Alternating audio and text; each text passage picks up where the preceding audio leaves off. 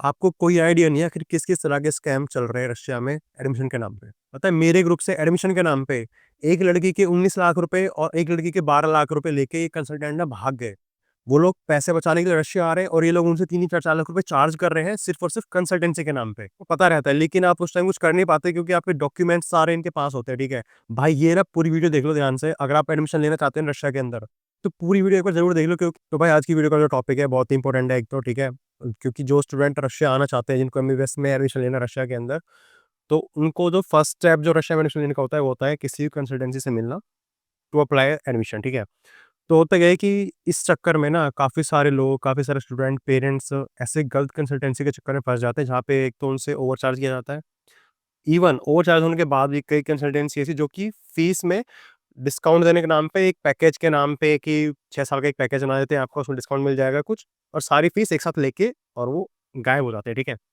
तो ये चीज़ें कैसे अवॉइड करनी है और किस टाइप के स्कैम चल रहे हैं, ये सारी चीज़ें मैं एक्सप्लेन करूँगा आपको इस वीडियो में। तो वीडियो की स्टार्टिंग में ना आपको मैं पहले कुछ इंसिडेंट बताता हूँ, रियल लाइफ इंसिडेंट है, ठीक है? मेरे ग्रुप के ही 2 लोग हैं, जिनको सेम जो पैकेज है, 6 साल वाला पैकेज फीस का बेचा गया था, ठीक है?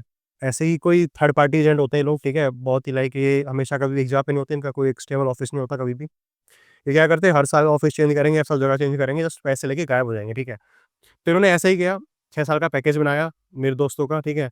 एक से इन्होंने ऑलमोस्ट 3 साल का पैकेज बनवाने के लिए कन्विंस कर लिया, एक एक तो एक दोस्त को और एक दोस्त के पूरे 6 साल का पैकेज बनाया 18 लाख का और एक का 12 लाख के आस-पास का, ठीक है? तो इन लोगों ने क्या किया पैकेज लिया और ये फर्स्ट सेमेस्टर की फीस उन्होंने पे की बस, उसके बाद जब सेकंड सेमेस्टर की फीस यूनिवर्सिटी ने माँगी स्टूडेंट से, तो उसने अपने कंसल्टेंसी को कॉल लगाया कि भाई पे करो फीस, तो ना तो उन्होंने कॉल उठाया, ना उन्होंने कोऑपरेट किया। ये ऑफलाइन वहाँ पे पेरेंट्स को बोला तो वो लोग वो जाके जो ऑफिस से विज़िट किया तो ऑफिस भी गायब था, सब कुछ गायब था।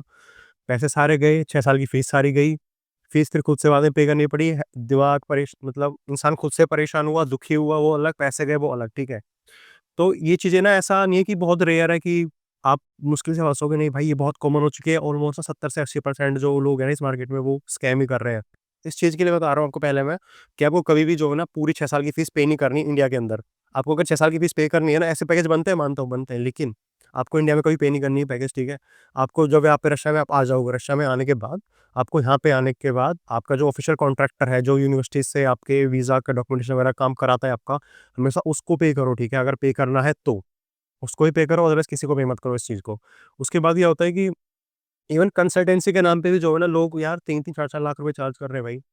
मतलब ये मैं बता रहा हूँ इसलिए बता रहा हूँ ये बात मैं क्योंकि काफ़ी पेरेंट्स को पता ही नहीं है कि एक्चुअल में कॉस्ट क्या होनी चाहिए, क्या एक रीज़नेबल कॉस्ट है। मैं वो भी बताऊँ क्या रीज़नेबल कॉस्ट होती है और ये बताऊँगा कि कितना-कितना कॉस्ट कर रहे हैं, किस-किस नाम पे पैसे ले रहे हैं लोग। ठीक है?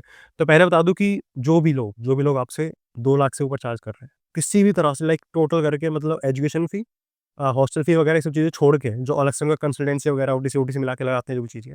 अगर ये सब 2 लाख से 1.5 लाख से ऊपर जा रहा है ना, तो भाई मत करो उनसे एडमिशन मत लो, ठीक है? उनसे पहले ही पूछ लो सारी चीज़ें आप कितने पैसे लोगे, किस तरह से लोगे, कितना चार्ज करने वाले हो, किस चीज़ की कॉस्ट क्या है। पूछो एक्चुअल में, टोटल करो, ठीक है? और फिर पता लगाओ कि एक्चुअल में कितना पैसा वो दे रहे हैं, उनको कंसल्टेंसी वालों को, अपने एजुकेशन फ़ी और हॉस्टल फ़ी के अलावा, ठीक है? अगर वो फ़ीस जो तुम्हारी 2 लाख से 1.5 लाख से ऊपर जा रही है ना, तो मना कर दो भाई, क्योंकि वो बहुत ज़्यादा हो गई है। मतलब इतनी कॉस्ट होती ही नहीं है असल में, वो लोग आपसे फालतू में ओवरचार्ज कर लेते हैं क्योंकि आपको नॉलेज ही नहीं है कि आखिर कितना पैसा देना होता है, ठीक है? दूसरी बात ये है कि आप मान लो कि एक कॉन्ट्रैक्टर होता है यूनिवर्सिटी का, उसके नीचे उसकी अलग चेन होती है, ठीक है? उसके अलग नीचे बहुत सारे एजेंट्स होते हैं, कंसल्टेंसी होती हैं, टियर 1, टियर 2, टियर 3 सिटीज़ में। तो आप जितने नीचे लेवल वाले एजेंट के पास जाओगे ना, आपको उतनी कॉस्ट पे करनी पड़ेगी क्योंकि उसके ऊपर जितने लोग हैं, उन सबका कमीशन उससे मिलता है। आपसे ही सबका कमीशन वो लेगा, ठीक है? तो आप ट्राई करो हमेशा कि आप हमेशा डायरेक्ट जो कॉन्ट्रैक्टर है, यूज़ जो कॉन्ट्रैक्टर है, उससे एडमिशन करा लो, वो तो आपके लिए बहुत बेस्ट हो जाएगा, ठीक है? अगर आपको लगता है कि आप नहीं पहुँच पा रहे हो, आपको गलत जगह नहीं फँसना है, पैसा नहीं फँसाना है, तो आपके पास बेस्ट ऑप्शन हमेशा ये होता है कि आप ट्राई करो, आप रिसर्च करो यूट्यूब से, इंस्टाग्राम से, फाइंड आउट करो किसी भी तरह कि आपका एक्चुअल कॉन्ट्रैक्टर कौन है, कहाँ पे उसका एक्चुअल ऑफिस है। अगर आपको नहीं हो रहा है ना, तो मैंने जो आपको बताया है, हमेशा ट्राई करो कि आप ऑनलाइन इन्फॉर्मेशन निकालो कॉन्ट्रैक्टर की, एक्चुअल कॉन्ट्रैक्टर की, ठीक है? ऑफिशियल जो है आपकी यूनिवर्सिटी का। डायरेक्ट उससे एडमिशन लो, तो वहाँ तो आपको पैसा बहुत बच जाएगा, ठीक है?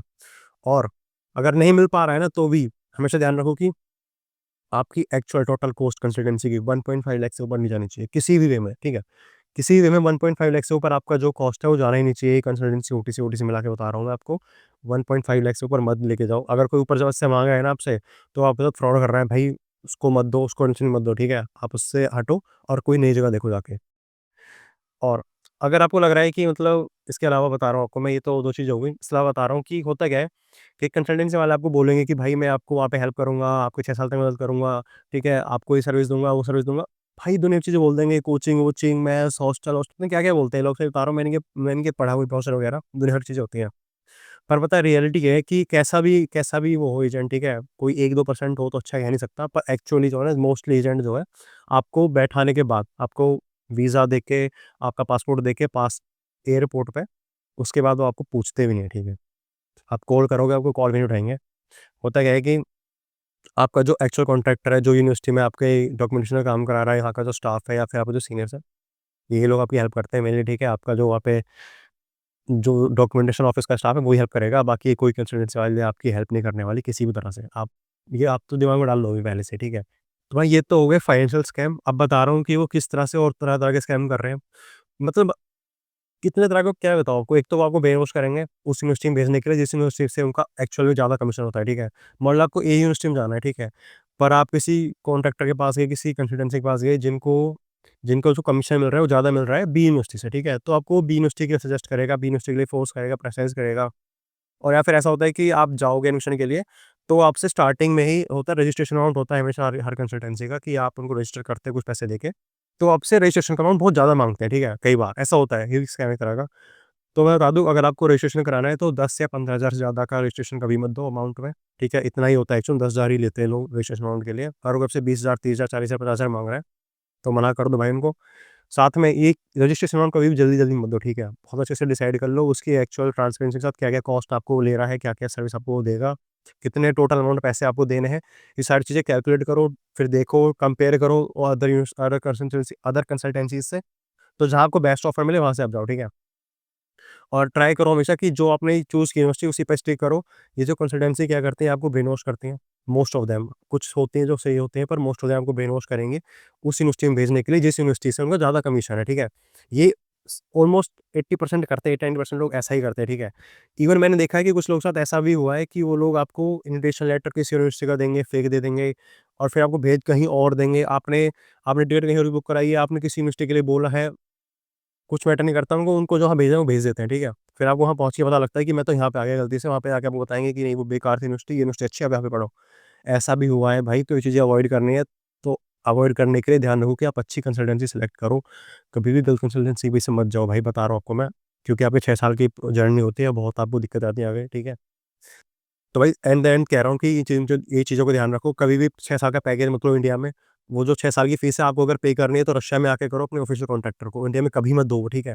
दूसरा ये है कि कंसल्टेंसी चार्ज आपका कभी भी 1.5 लाख 2 लाख से ज़्यादा कंसल्टेंसी चार्ज होना ही नहीं चाहिए, टोटल बता रहा हूँ ओटीसी कंसल्टेंसी, ये सब चीज़ें मिला के बता रहा हूँ मैं डॉक्यूमेंटेशन वगैरह। ये कभी भी 1.5 से 2 लाख से ज़्यादा जाना ही नहीं चाहिए, इसके नीचे ही रहना चाहिए, इसके ऊपर अगर जा रहा है, तो अभी कंसल्टेंसी में आपसे बहुत एक्स्ट्रा चार्ज कर रही है मतलब, ठीक है? तीसरी बात फिर ये है कि आपको हमेशा खुद से रिसर्च करके यूनिवर्सिटी सेलेक्ट करनी है। ये लोग आपको सजेस्ट करेंगे यूनिवर्सिटी, लेकिन वही सजेस्ट करेंगे जिनमें इनका ज़्यादा कमीशन है, ठीक है? तो आपको हमेशा खुद से ही रिसर्च करनी है यूनिवर्सिटी की। वहाँ के जो स्टूडेंट्स हैं ऑनलाइन अब अवेलेबल है इंस्टाग्राम पे, यूट्यूब वगैरह, तो उनसे बात करो। ऑलमोस्ट सभी यूनिवर्सिटीज़ का जो है आपको डिटेल्स और इन्फॉर्मेशन ऑनलाइन मिल जाती है, ठीक है? आप वहाँ से चेक करो, अपनी खुद से रिसर्च करो, खुद से दिमाग लगाओ और स्टूडेंट से बात करो वहाँ के, तब सेलेक्ट करो, ठीक है? कंसल्टेंसी क्या सजेस्ट कर रही है, उस पे मत जाओ क्योंकि वो वही सजेस्ट करेगी जिसमें उसका ज़्यादा कमीशन है, ठीक है? तो ध्यान रखो भाई अपना पैसा बचाओ, फालतू में वेस्ट मत करो अपना पैसा फालतू कंसल्टेंसीज़ में। जय हिंद, जय भारत।